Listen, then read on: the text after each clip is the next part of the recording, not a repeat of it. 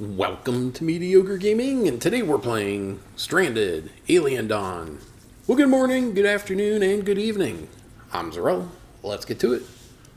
So we're continuing on our previous mission of surviving this alien world, but before we get to that, if you like this video, give it a thumbs up, smash that subscribe button, and ring that bell to be notified of all future episodes as soon as they go live.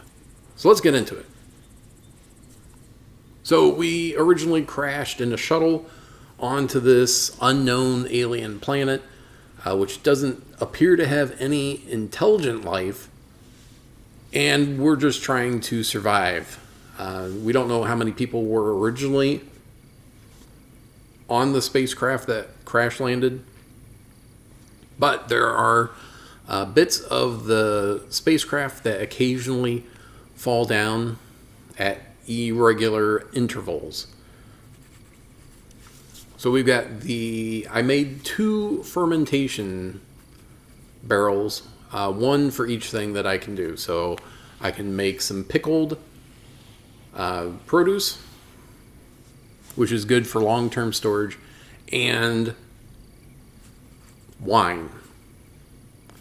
Both will help extend the life of the raw ingredients, plus it'll bring in, some joy to the survivors, having some variety or things to choose from. I always see the camp started off as nothing, and we've gradually, very slowly built upon it.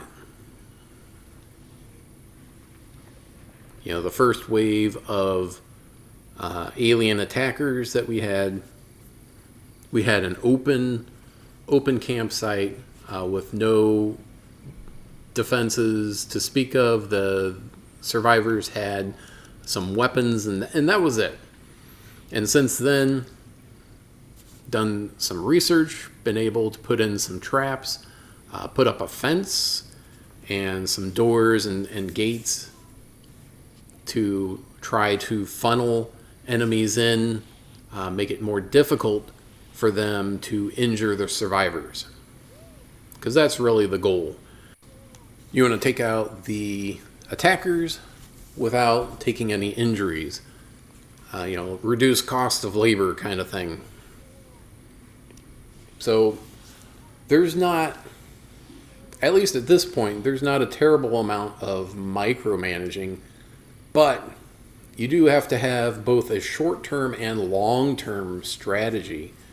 Since there is day and night cycles, the survivors have to sleep at some point, and there are seasons, which each season brings its own benefit and challenges. So right now we're in the summer. Summer is generally a great time to grow any crops. So one of the big things that you want to do, or that I wanted to do when I first started, was to observe everything in my immediate area: plants, animals, insect-like creatures, everything. See what benefit everything brings, and all of a sudden it starts unlocking new things. First and foremost, any of the plants that you observe, all of a sudden you can start, you learn how to propagate them, so you can create these fields like you see here, even trees. So I wonder if this was a good size for the number of trees or not, but the survivors will go ahead and harvest them when they're ready. You don't have to worry about saying, okay, they're ready to go ahead and harvest them. It'll be automatic, which I wasn't certain about. When you look at the fields, you can tell them to do things like, oh, don't plant this because we've got too many of that particular thing, or fertilize it, that'll help in the growth for a certain amount of time, etc. Or if you want to change the field and you're like, oh, I don't think we need that anymore, we need something else. All those things are available to you. Once you observe the plants and learn, basically you're observing it, seeing what uses it has, and also learning how it can be propagated, so that when you harvest them in the wild, you can go ahead and still have more of that close to your camp, so you don't have to go across the map in order to get more lumber or glitter caps or trees or hay, etc. But you need to have that first step of finding one in the wild to observe, and then you can plant it. And certainly you want to plant a field before it becomes a problem, because if you plant it when you need it, it's going to take some time, depending on what it is. Trees take a very long time, and you can see all the specifics in the tab under the farming tab, and then look at whatever edible, non-edible, etc., and it'll tell you. But then when you plant it in a certain area, all of a sudden it'll say, this is a poor soil, you only have 50% of growth, or it's decent, it's 75% growth.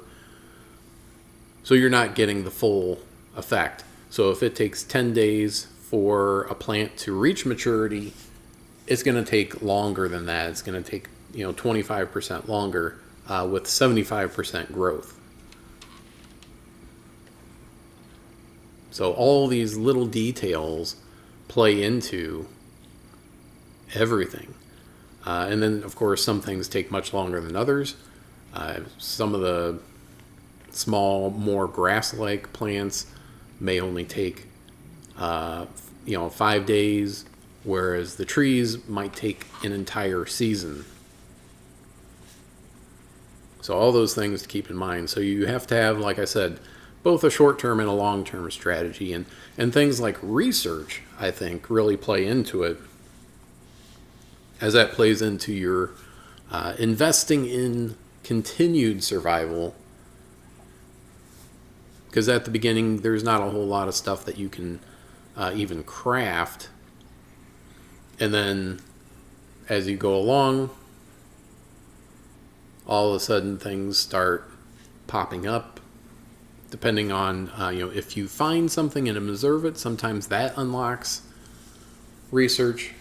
Sometimes if you find something or you have to research something else before you can research these other things. So it all plays a part in your continued survival, much like the fence. The fence originally, this original fence that I made, is mostly scrap metal, which scrap metal is pretty easy to come by in the beginning, because any of the spacecraft debris that you salvage will have a decent amount of scrap metal.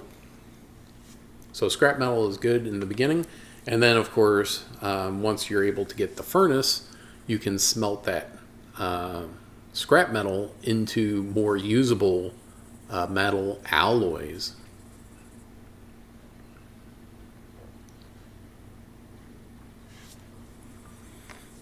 So scrap metal is very important in the beginning, but then it gets less important as you go along, as it's very inferior. I mean, you can even look at the fence and be like, yeah, it's just kind of cobbled together. And if you look at the differences in durability, yeah, it makes a big difference.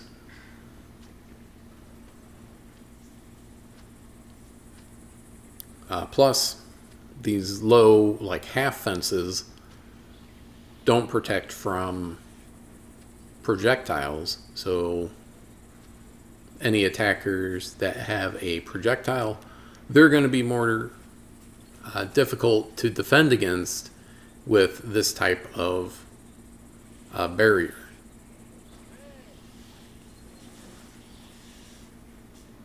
Stockpiles it looks like I have a ton of stockpiles, but I really don't. As you start getting more and more stuff, all of a sudden you realize you don't have enough room for it and you have to create more stockpiles. And you don't want to create a stockpile just out in the open. You want to make sure that it's under a roof. If you look at any of your supplies, anything and everything except for maybe stone, at least at this point. I think stone's the only one that you can leave anywhere and it'll be okay. But stockpiles kind of centralize where everything's at. So it's always good to have the stockpiles, if nothing else. And it doesn't cost any resources. It's basically just designating a spot on the ground saying, we're going to put our stuff here.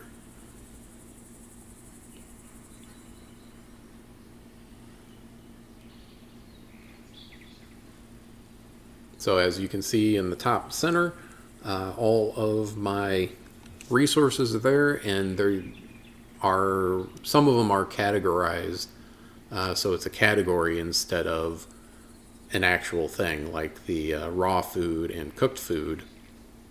It doesn't tell you what types of different food, and that would get a little lengthy. You would have like rows and rows of the stuff if you had a symbol for each individual thing. But you can look at it, each one, and it'll tell you, what it is. So if you're not sure what a symbol is, you can arrow up to it and then go over and then figure out what it is. And then, of course, say, oh, that's what that is. I am really low on lumber, so I need some more lumber.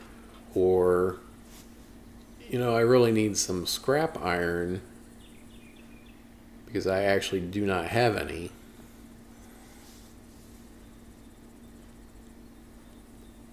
Etc.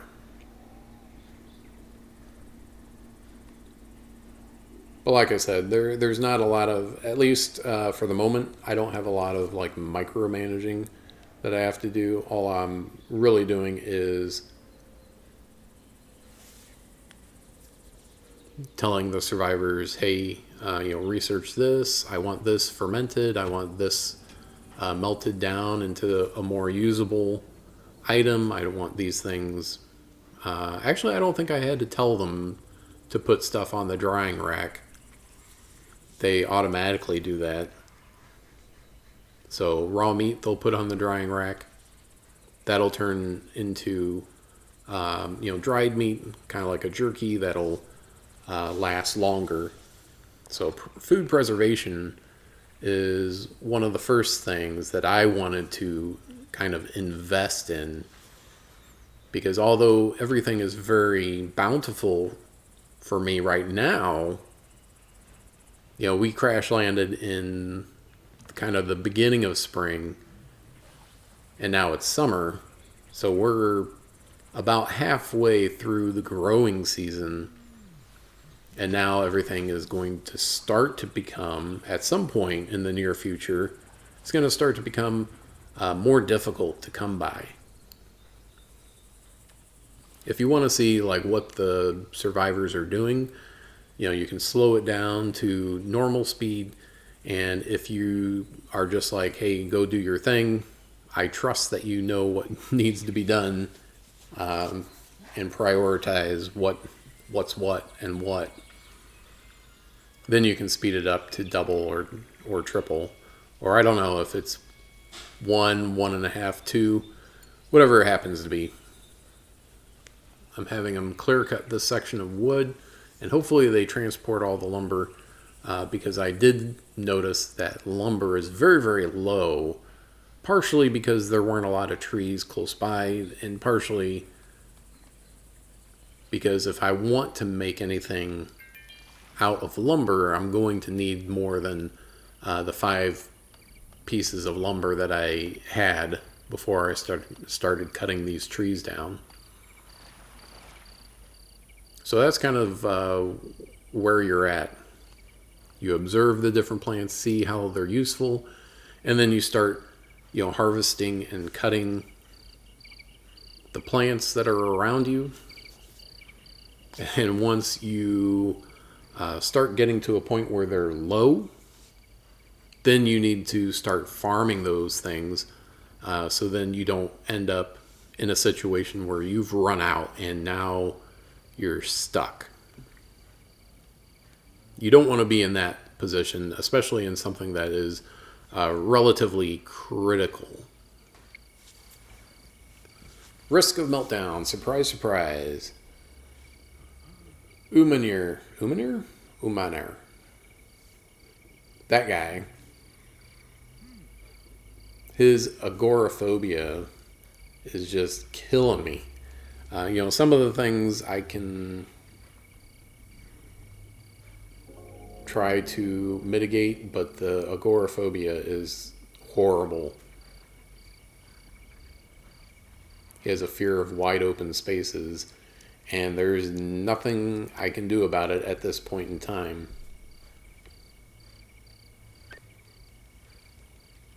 Looking at activity schedule, by default, they've got a whole day of work, and then they've got time that they can just relax. You can play around with it, see what works for each of them.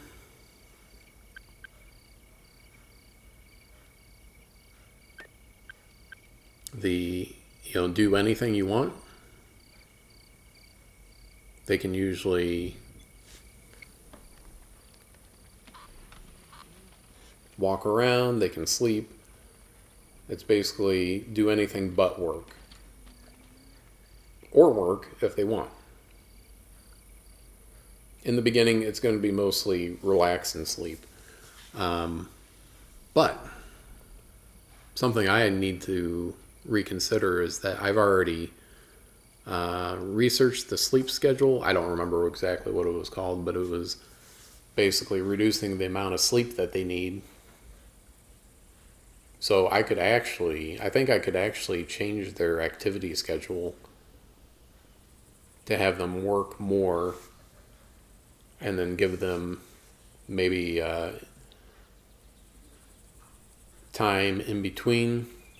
So instead of having the full straight time of working, I originally gave them a couple hours to relax, so that they don't feel like they're just working all the time, because they will say that, and it'll be a negative, and their happiness goes down. So something that something else that you can kind of play around with and see what works for you, depending on your survivor makeup, and of course what research you have. Most of the things that I have for research, and most of the things that you'll see are, technology based. As you'll see in the research, you've got things that are defense, things that are, power related, things that are leisure, and then there's the other, and some that are kind of like food related. All right, so we got piles of wood here, but they're cutting them down, but they're not picking it up. So I maybe should have done just a few trees, like 3 or 4 trees, instead of clear cutting the forest. Well, not even clear cutting the forest. Hey, there we go. A new discovery.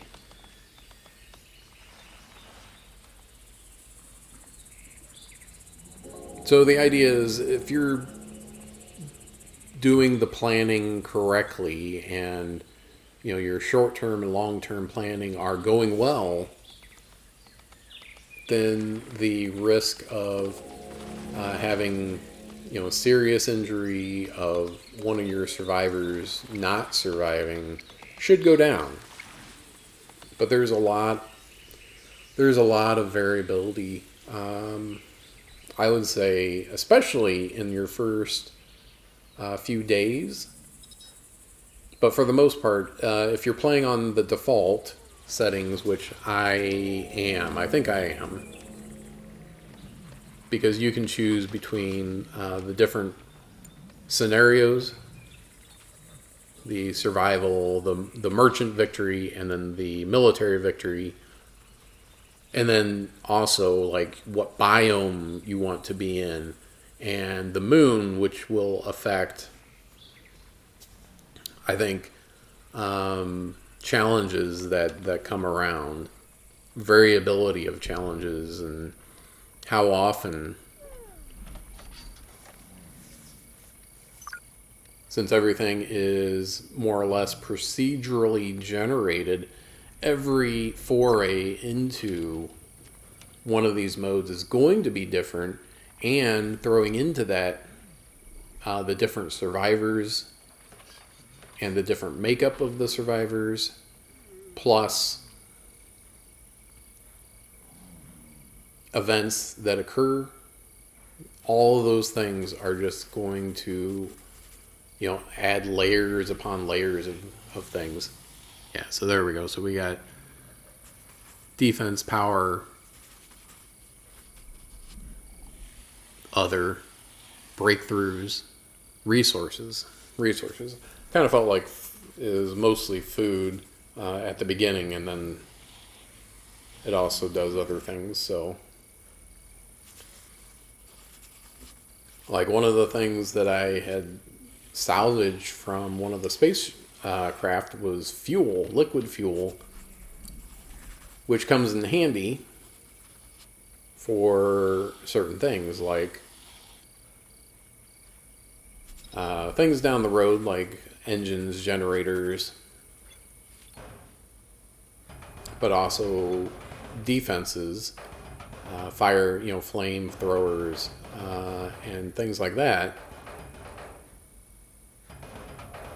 So defense items, but also useful items. And then once you start getting electricity back up and running, then all of a sudden you have another layer to consider.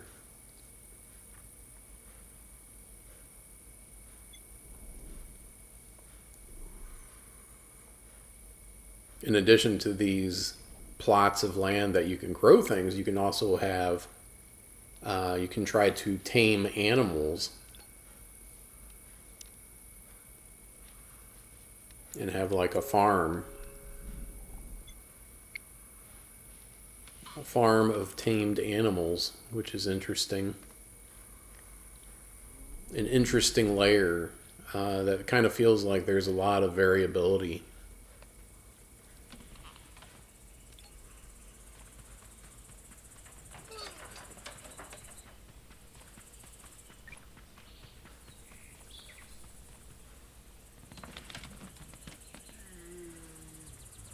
Yeah, a lot of times you assume that the survivors are just going to do what they need to do when they need to do it.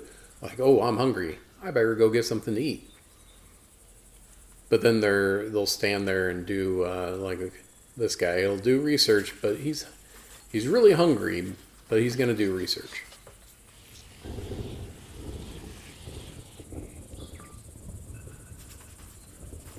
And as things expand, I kind of feel like I'm not going to have enough survivors to get everything done.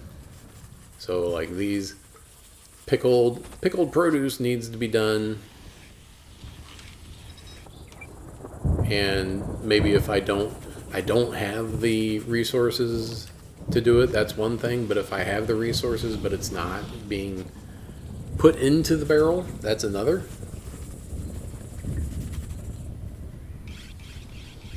Just like the fields, if the fields need to be harvested, if they need to be planted,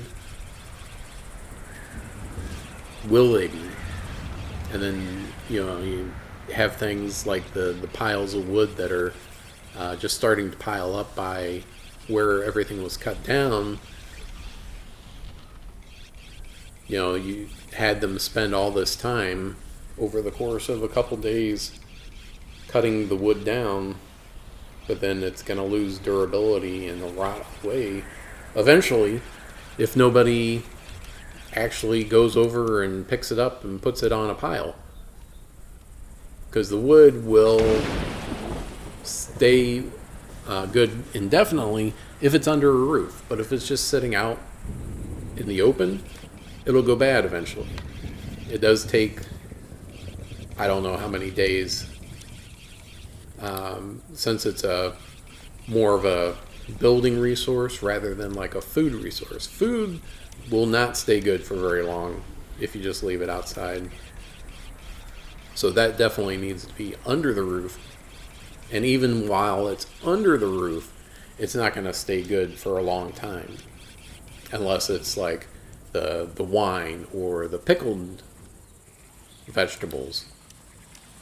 Now, I did see down the line that we'll eventually get refrigerators and freezers, because if you look at the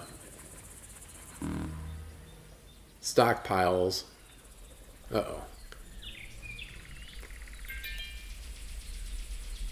heat wave. Never a good thing.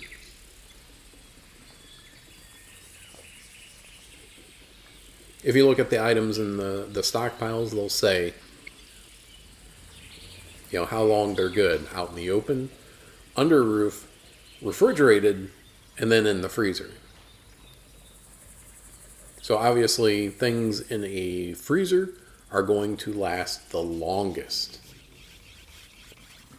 Things in a refrigerator will last longer than just out under a roof, which is better than having it just out in the open. So if you have a stockpile out in the open, you need to move it. You need to put a roof over it, because everything in there except for, I think, stone. I think stone's the only exception. I could be wrong. Stone's the only thing that won't go bad out in the open. Everything else will eventually degrade. So depending on the item, it'll degrade faster or slower. And I'm slowly making upgrades depending on my ability and research and available resources. So things like better recipes to make. Because once you have the regular cooking stove, all of a sudden you can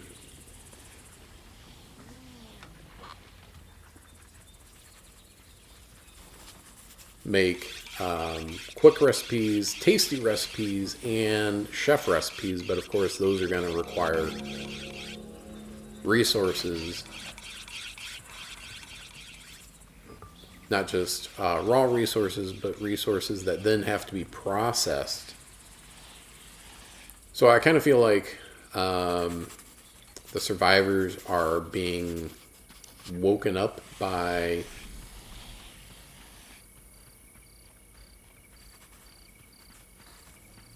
the research desk and the tailor desk and everything. So having them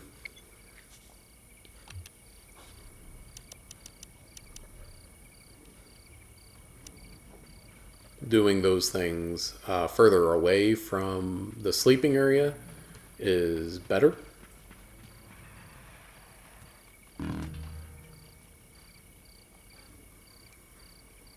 But while they're being moved, you can't use the desk. There we go.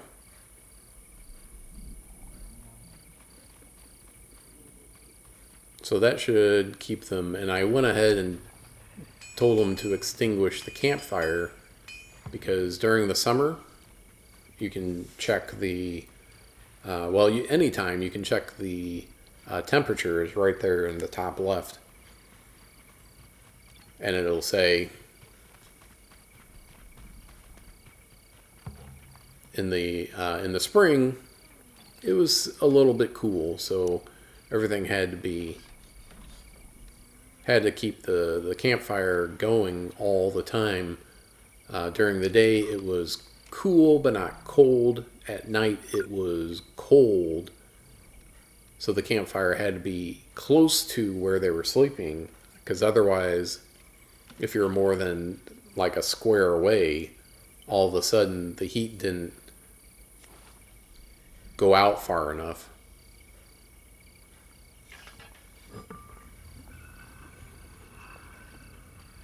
And one of the things that I want to get researched is the housing. The housing is very important, especially coming into the end of summer. All of a sudden, everything is going to start to cool off, and I want to be able to have a habitat, an indoor habitat for them, so they're not just sleeping outdoors, and the fire isn't going to provide enough warmth. Now, I think I'll have to double check. There we go. Get a large table in there so then they can all sit at the same time if they all end up eating at the same time, which hasn't been the case. I don't know that I've had more than 2 survivors at one time. Oh, there we go. Indefinite, and then outside. Yeah, you can always tell like food items from everything else. It's like if you leave it outside, it's only good for a couple days. Things that are about to go bad, unless they're really hungry, they're probably not going to use it. Uh-oh. We've got an attack imminent. And we got one guy that's going to melt down. Oh, we have no... I thought all my guys had a ranged weapon. I thought I had them make a ranged weapon. Or enough ranged weapons for everyone.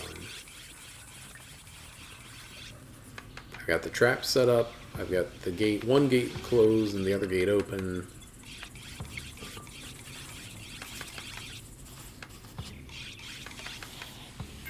Still under a heat wave.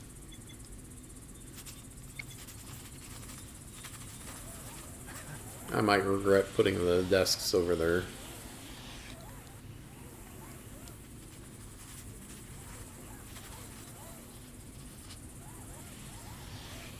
We'll have to see.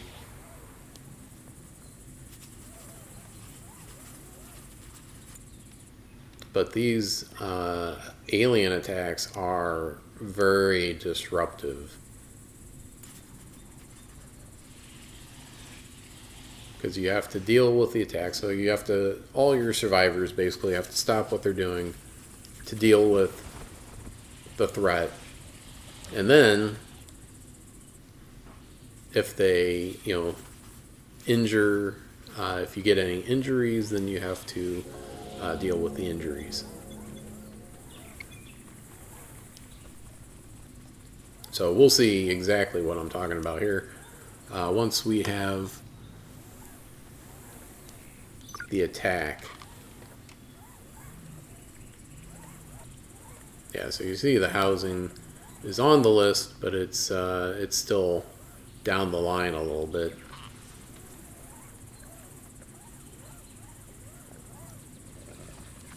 Alright, so now they're coming. So we need to draft our survivors, because only drafted survivors are going to deal with the enemies. If they're not drafted, then they will not attack. They'll run away. So they could get injured while trying to run away, or, seriously injured.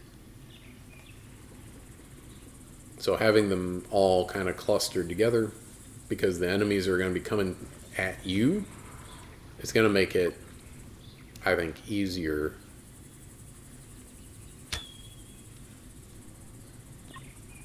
Oh, they're coming. They're close enough.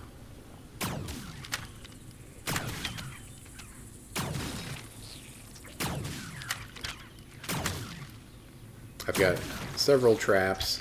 Ooh, but not enough.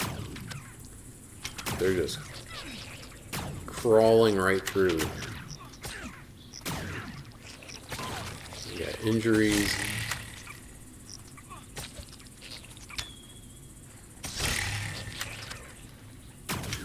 Now, I did happen to see that you can research armor, so having that is certainly an option.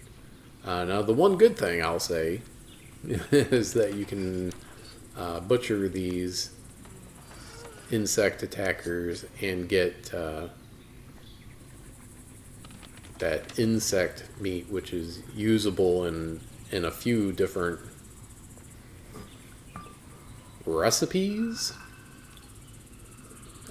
food recipes, but also usable in other ways too. So, no, unfortunately, at this point, I really only have one good healer, who happens to be also the good combatant.